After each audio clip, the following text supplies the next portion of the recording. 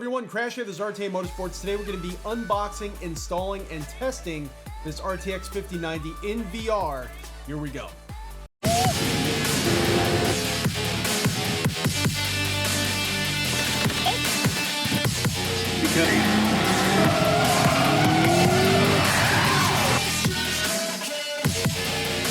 All right, everyone, so it took me a while to get a 5090 of any kind, and we kind of know what's been going on with the prices in the market. They've been asking way over MSRP as far as a lot of the outlets out there. And we finally managed to get one at MSRP. Now, there are a lot of cards out there that are MSRP now. It's been a while since their first release, so things are starting to calm down, but you still have to be kind of quick on like websites like Newegg. What I found is with my 4090 and the same with my 5090, just shopping on Zotac's website themselves, they seem to have 5090s in stock pretty regularly at MSRP. Now, this is not the base model. This is the solid OC. It's kind of like their middle model, has a little bit of an OC, a little bit of an overclock on the card itself with a slight price premium, but it was still MSRP and it's still cheaper than a lot of the other offerings that are out there, unless you're quick and you're able to get one on Newegg or any of the other websites, the big websites out there. But let's unbox it, just quickly go through it, and we'll throw it in the machine and then do some comparison tests to my 4090 that's currently in the system right now. All right, so open up the flap here, and pretty much, I mean, if you're watching this video, you probably know a lot about the 5090s already and what the actual specs are. We're not going to go too heavy into that. Pretty much, I have the Pimax Crystal Super, which is one of the higher resolution VR headsets that are out there. That box is almost falling out the side here. And I just want to be able to not only live stream, but race and record from my PC with the latest technology that's out there, with the most powerful technology. So that way, not only am I able to share the experience with you all, but I'm getting a great experience as well, because then I'm able to keep the graphical settings higher, which should also translate in the live streams and things like that. Things should look better. I shouldn't have to really modify too much of the graphical settings to really get the best experience and performance out there. Hopefully, we'll see, and we will compare that. But you can see it's a box in a box situation. Pretty plain box on the inside.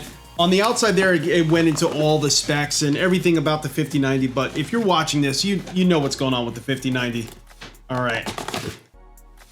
So let's open this up here, and we are greeted with, looks like just a booklet, To Gaming and Beyond. There we go. And then we have some very interesting stickers here. It says, "Love gaming, power the win." I don't even know what it is a picture of. It's like a logo, but they're there. I don't know. I don't really get that one. I don't know if they have another purpose to them. And now we're inside. It's a very similar unboxing experience as to any other GPU. You don't really get that big grandiose experience anymore. Very simple box, straight to the point. Very similar to like when I unboxed the 4090. All right, so we do have this. Almost looks like an LED cable, I'm guessing. So we do have an LED cable. I'm guessing that's what it is, or a power cable of some kind. Almost like an extension cable. And then, okay, so this is a stand very similar to like what we experienced with the 4090. These cards are big, they're heavy. And it needs, as far as the PCI Express slot, it needs a little bit of support on the front of the GPU to prevent sagging and hopefully never any damage to your motherboard. So they do include these stands now. And this is pretty much the exact same stand that I already have in my system with my 4090. So I'm just going to keep this one as a backup. It just has rubber feet on the bottom. There's nothing to screw and mount. It's pretty much just put it towards the front of the GPU and, you know, get some of that weight off the PCI Express slot. It's kind of crazy that we're at the point right now that we're needing stands to take some of the weight off. I mean, it's just getting too big, just getting way too big. All right, we got some cables down here. All right.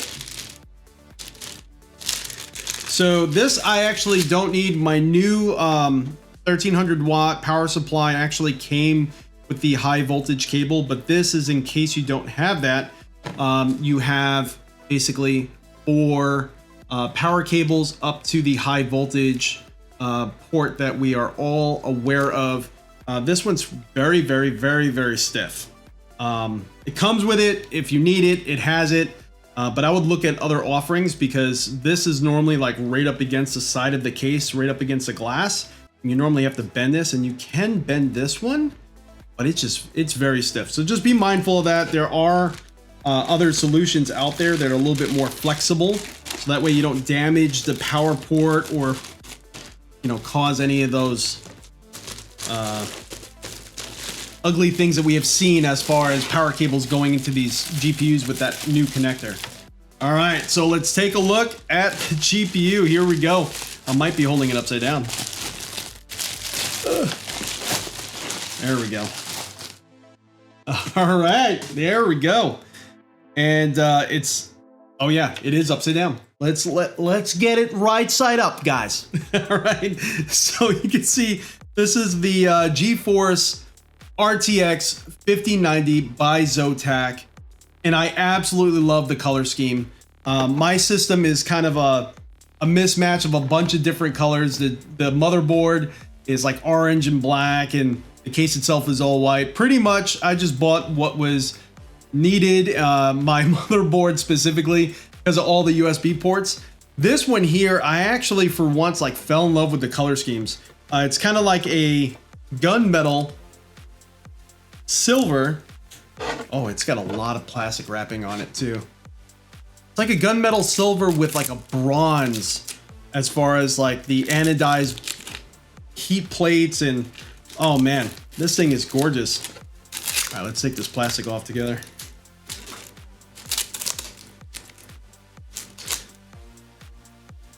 This is a beautiful GPU. Now, their Zotac's 4090 that I have is a beautiful GPU, but this one, like, it just looks luxurious. I love all the lines going in different colors on that front plate there. And I think it's just plastic on the front here, even though it looks metal because of that silver gunmetal finish. And I like that they have a lot of wrapping on it to prevent any sort of scuffs or damage. But this thing is absolutely gorgeous. Look at all that bronze there. The Zotac Gaming kind of anodized into the front there. Then we'll look at the back plate. This thing is heavy too. I would say it's a very similar weight to the 4090, which, I mean, they're big cards. Big cards. All right, so let me get this installed, and then we'll start testing it as far as some benchmarks, and then we'll jump in the rig and see how it actually performs in VR. Here we go. Okay, the 5090 is installed, and it is a very similar size, shape, and weight as the 4090. So if you could fit the 4090, no problem. You'll have no issues with the 5090. I really love how this 5090 looks. It's very almost luxurious looking. And that green light on top is definitely a useful tool to make sure you're plugged in correctly. So this is the OpenVR benchmarking tool. It is a very powerful utility to really test your system. And then you can see with the 4090, we only got 10.04 FPS. With the 5090, we jumped to a 43.44 FPS. So it's definitely a huge uplift there with the same CPU.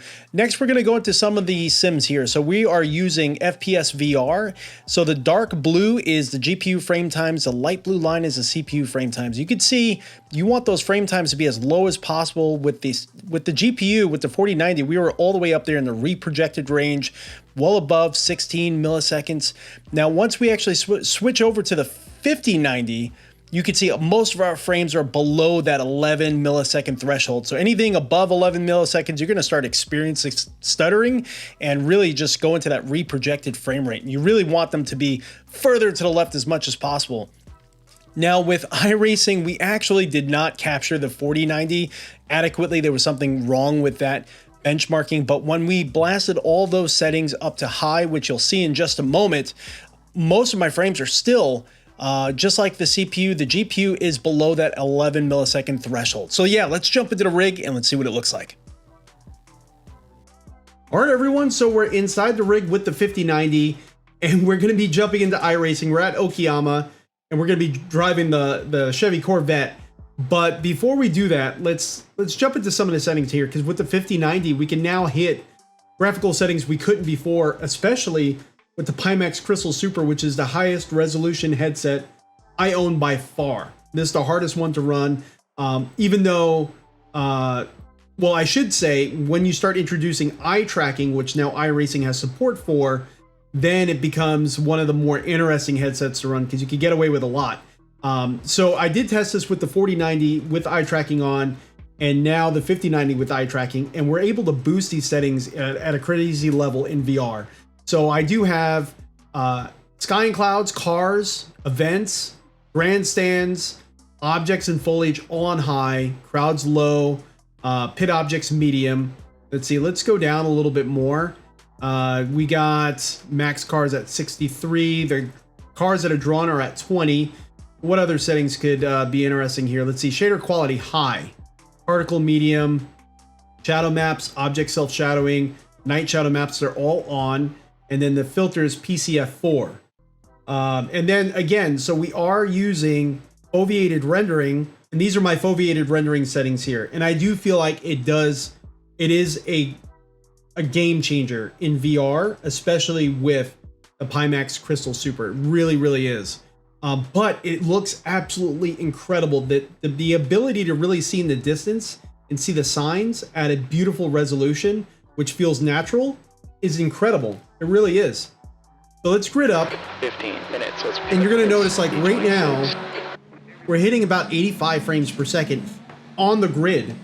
And we're in the back of 25 cars. We're P26. This is insane. I have never really experienced performance like this in VR before. We don't have motion smoothing on.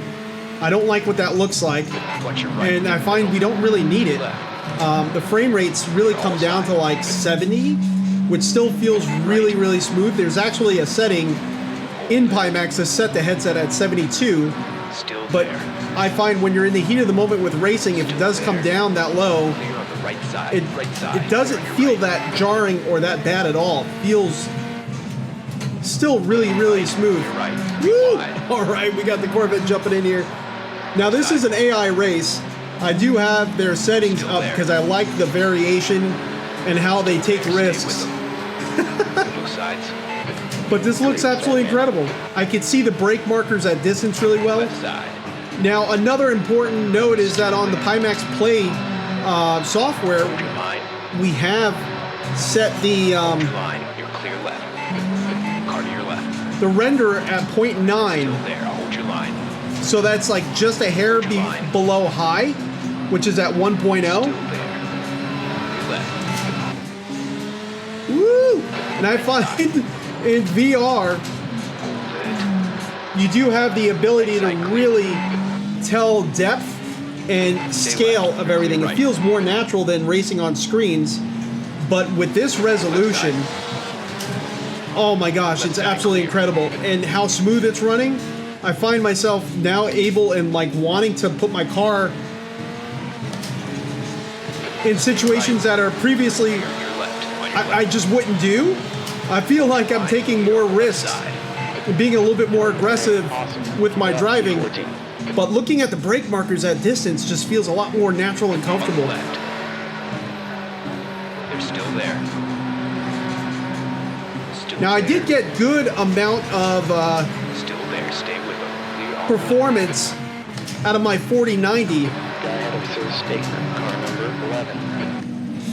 But I feel like the 5090s really just opened up and made it the icing on the cake. And right now, I mean, another point, in OBS, we are recording at the same time on the same PC, which takes resources.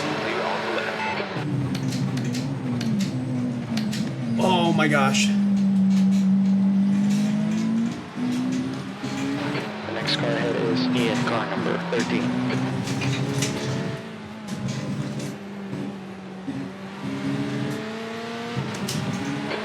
Oh yeah, it's got right up against his bumper. See if we can stay on the inside here. Yep, I think we got him. Still there. He's putting the pressure on. Oh, he's got us. Stay right. Check your left. Oh, Clear left. Okay, great. The next car ahead is car number 69. Left. Clear to your left. The leader is just done up. One. and I really chose Okayama because of the density of the trees makes it a lot harder to run. Car to your right. Still We're just there. moving right through this field here. Right. You out there. Keep it up. Yay. Right side. Ultra line. You're in the right. Go, go, go. Car right. Still there. Hold on. Clear to your right. On the right. Still Little love tap. clear. All right, cool. He just went back in formation right behind us.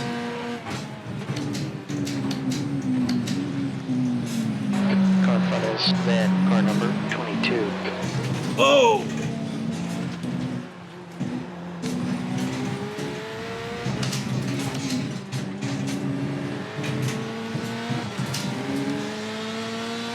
On your right.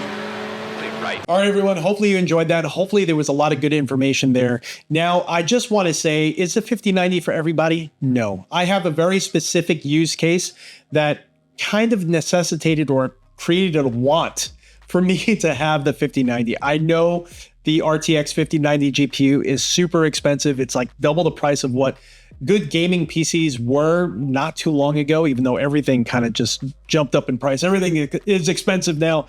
But the 5090 is an absolute beast of a PC. So if you're like me, you do video production, you like to live stream, you really want that VR experience with a high resolution headset, something like the Pimax Crystal Super, and you want to be able to put those graphical settings up there and still experience 90 frames per second, really the 5090 is going to be for you. But if you're using other headsets that are great, like the Pimax Crystal Lite or the Vive Pro or the Quest 3, which is still one of my favorite headsets because it's completely wireless, you could get away with a much lower tier card than this one, maybe like a 5060 or a 5070. Is going to give you all the performance you need. So really definitely take a look at your setup. You don't necessarily need to shell out all the cash for the 5090, but if you do video production on the same PC that you're live streaming with, and you want to be able to also sim race at the same time and really multitask in that way, then maybe look at the 5090, because I feel like I'm only scratching the surface of what the 5090 is capable of, and I've been absolutely blown away. But also I do want to say I am an affiliate of Pimax with their Pimax Crystal Super and the Crystal Lite that they have sent us. I'm still working on a review for that, completely unbiased review. There's going to be good, there's going to be bad that we're going to talk about. But I'm going to have my affiliate links down below if you definitely want to check out one of those headsets. Definitely use my code. You'll get a little bit of a savings, but at the same time, it'll help out the channel as well. And then also just for future videos, the Pimax brand is sending over a mod mic. They're partnering up right now and they're running an event with Mod Mic. So that way, if you buy one of their headsets, they're going to have more information on their website as to which headset qualifies for it. You'll get a mod mic at the same time. So you get a great VR experience and then also great audio experience. If you need to converse or you need to really get your audio out there, you don't only have to focus on the built-in mics, which aren't too bad at all, but mod mics, they make some great mics. So definitely take a look at that. Take a look at the links below if you would like to help support the channel and also get a good headset as well. But everyone, I'm Crash, this is RTA Motorsports, and thank you so much for joining in. Don't forget to hit that subscribe button, hit that like button. Helps me out more than you know. If you have any questions, leave them in the comment box below, or any recommendations on future titles I really need to take a look at. I'm excited to be sim racing with this PC again. It's absolutely insane. Everyone, stay safe, stay happy, and I'll catch you all next time.